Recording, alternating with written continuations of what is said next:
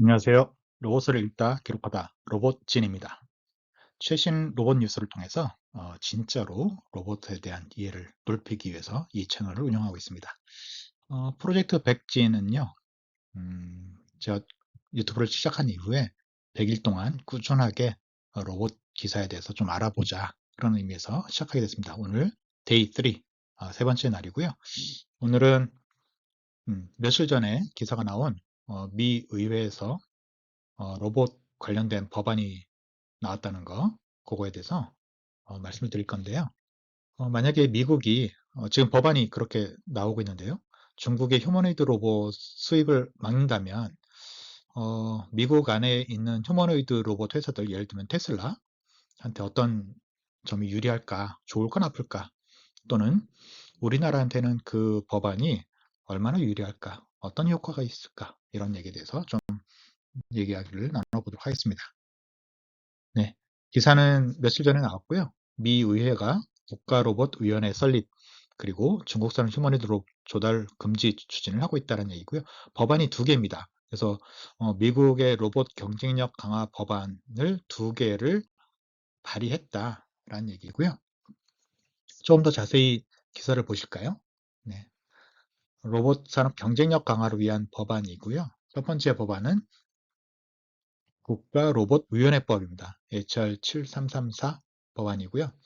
이 법안은 미국의 로봇 경쟁력을 평가하고 정책 권고안을 제공할 국가로봇위원회를 설립하는 것을 제안하고 있습니다.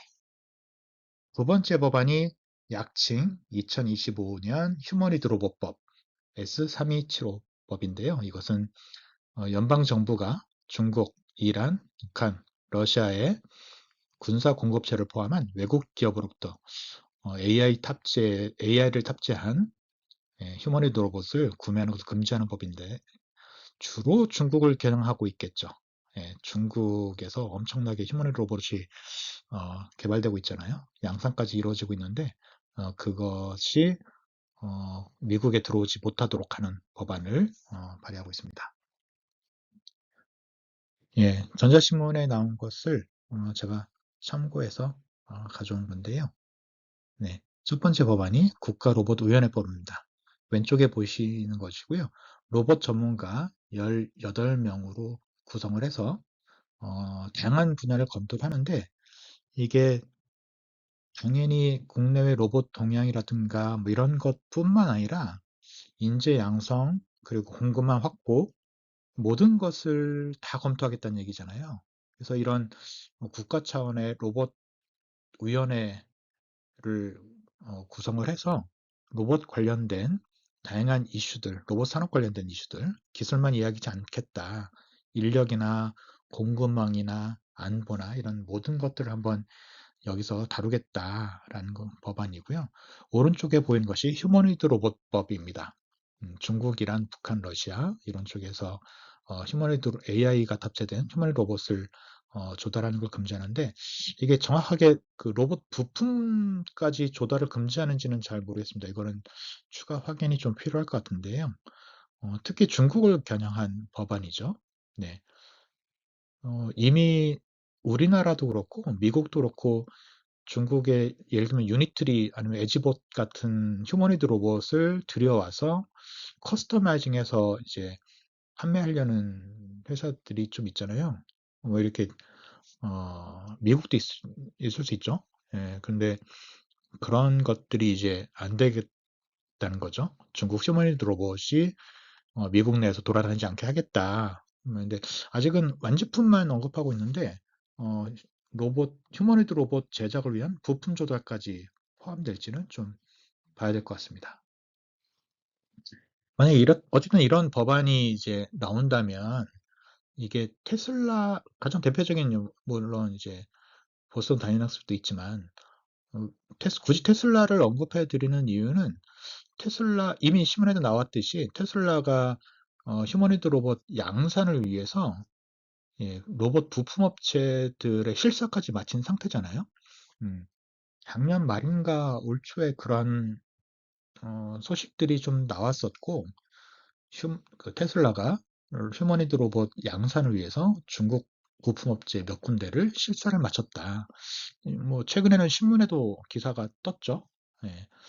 만약에 그렇게 된다면 아까 말씀드린 것처럼 완제품뿐만 아니라 부품까지도 조달을 막는다면 테슬라는 사실 약간 리스크가 나오는 거죠.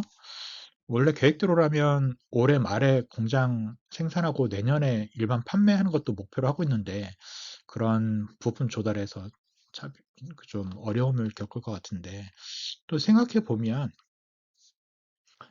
어쨌든 뭐 중국 휴머니드 업체들이 미국에 못 들어오는 거잖아요. 미국 내에서의 경쟁에서 우위를 점하게 되는 거죠.